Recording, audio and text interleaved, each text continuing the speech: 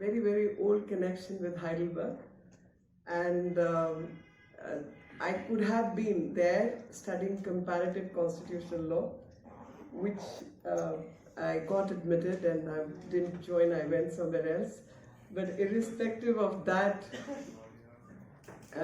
the subject which has been chosen today, ESGs in business areas, I would say the whole world, we are all still in the process of recovery, and that recovery mode is yet not complete, especially post-COVID.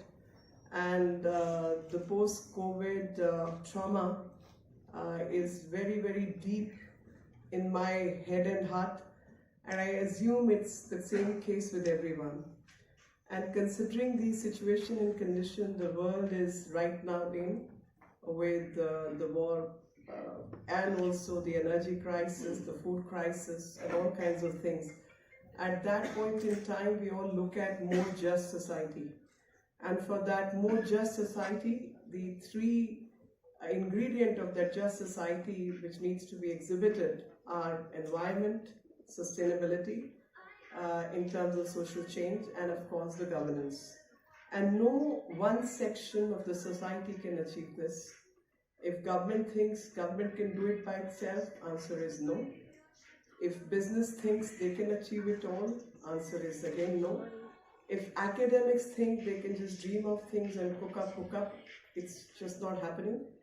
And if people think everything will be given to them on a platter without having to put in any effort, then also it's not happening.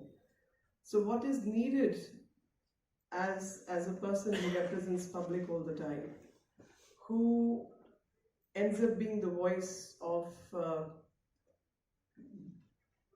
not so erudite section of society, and has to balance the interest of all, the well-heeled and not so well-heeled. And that act of balancing itself at times gives you an insight which is very different insight from people from the world of academics can have. So academicians have their own inputs on subjects and things, which is very welcome. And it's always welcome because they are looking at research, they are looking at data, they are looking at analysis.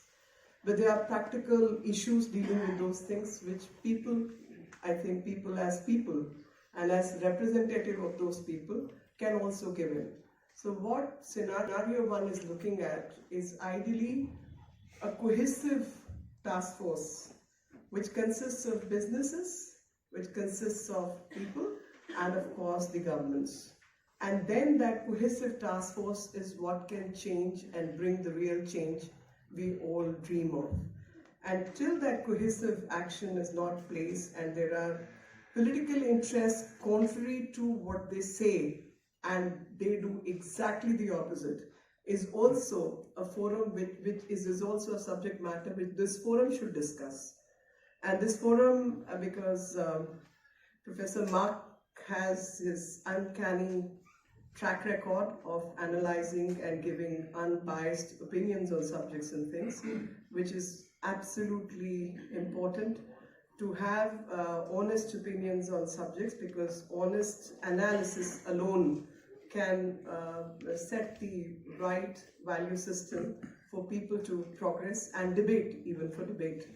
But many a times I see all kinds of politics being played, while on the face of it, it is ESG. The real purpose is completely different from achieving ESG. People have done in the past and continue to do, should that be forgotten, and further cause damage to the cause of the very people we represent, the so-called justice system for poorest of the poor. Now, in this act of balancing, and that's where I say a job of a political person or a public representative is a tough one, because on one side you have ethical, moral, academic issues. On the other side you have the act of balancing the demand of 130 million people, 1.3 billion people. So basic requirement of water, sanitation, food, housing can that be done away because you have a target to achieve? Or the policy has to be so designed that you balance the two interests. And here I quote Prime Minister Modi, and I quote his pledge, to achieve ESG and India to complete its ESGs. And in that process of achievement, as he declared in COP26, the kind of work which India took upon itself, and that task was to have 500 gigawatt of renewable energy, non-fossil energy is 500 gigawatt by 2030. India tasked itself that over a period of time, by 2030, 50% of its energy needs will be met by green or renewable energy sources. India tasked itself with reducing 1 billion tons of carbon footprint by 2030. India tasked itself with 45% of reduction in the carbon footprints of our economy. You think these are unachievable tasks? And thus I say, while it's important to proceed in one direction, meeting the green needs and green requirements, on the other side, providing basic needs to every person, every citizen of this country is as much the job of delivering justice. I cannot say, and that balancing itself is a tough call. And in that process, the National Productivity Council, NPC, started with a workshop. And the job of the workshop was to celebrate on the ideas as to how ESG compliance is ensured by the public sector enterprises. CPSEs will ensure that they comply with the ESG data in detail. And in that process, we took up a task of what we call Saptapadi. I'm sure the student of laws understands Saptapadi as something else, but almost relating to that Saptapadi, this Saptapadi is 7-step methodology. And that methodology is about, say, first step is to have an assessment of what's happening on the climate change front, what is the carbon footprint, how production can be enhanced, and keeping the checks and balancing at the same time. So assessment, setting up of teams to assess the gaps, setting up of teams. Then third would be assessing the gaps.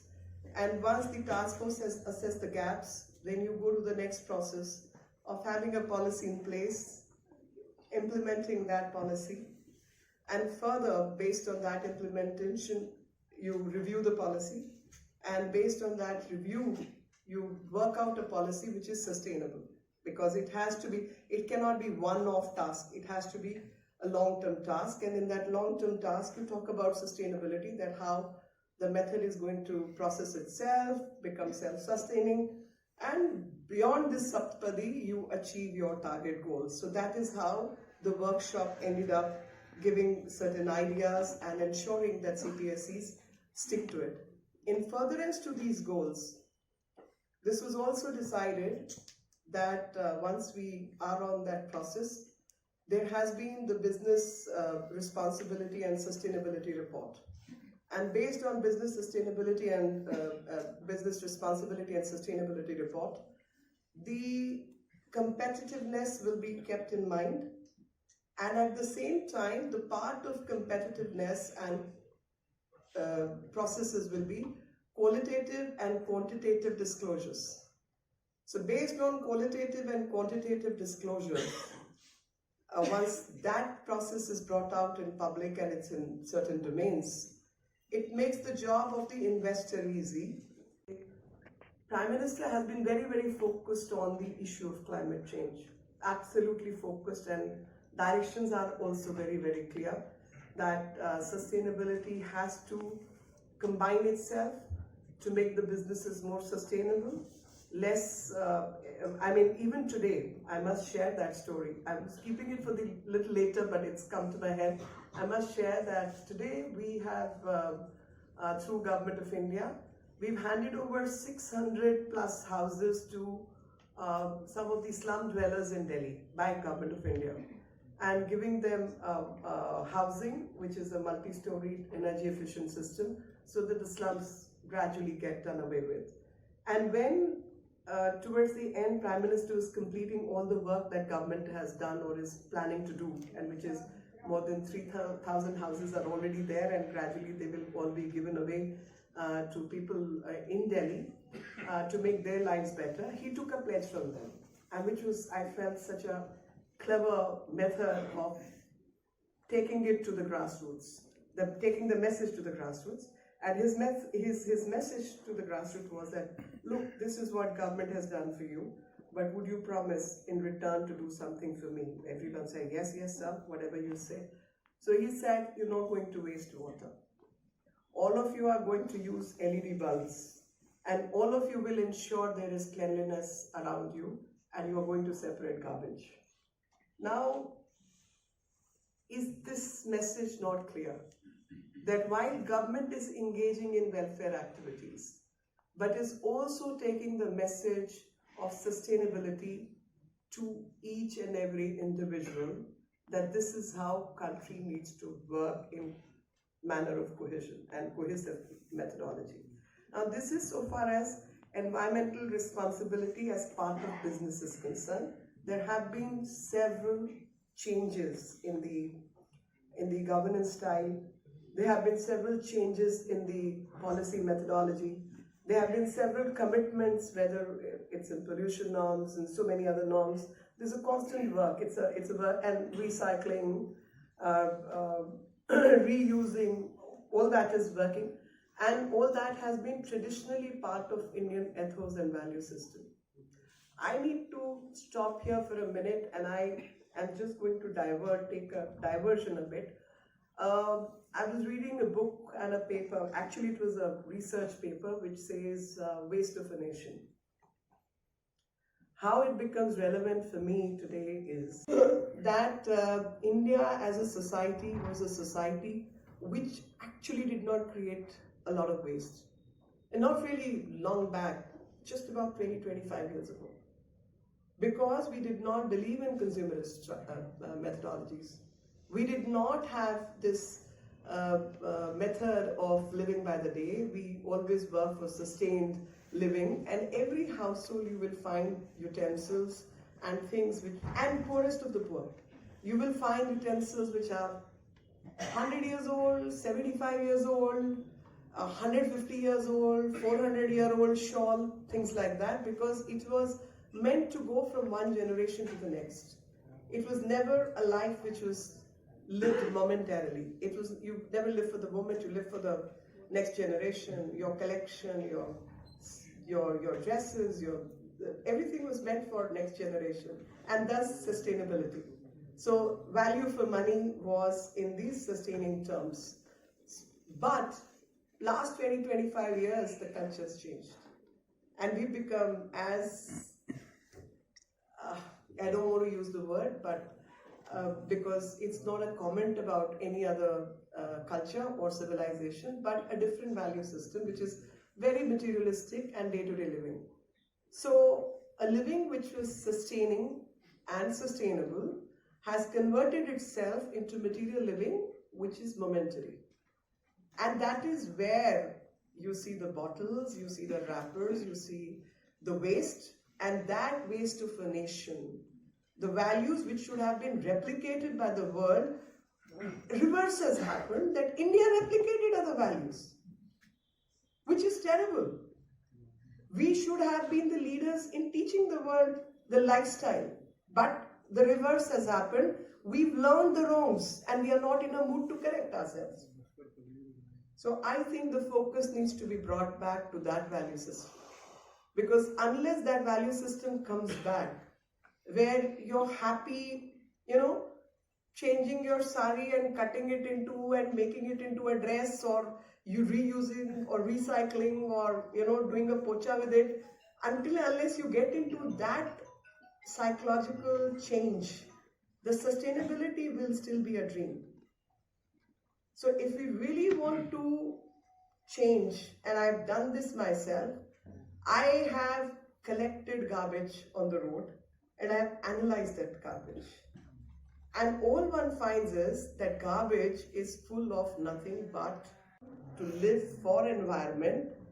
This will not result in anything. And thus I say hypocrisy and duplicity need to be taken out of this discourse.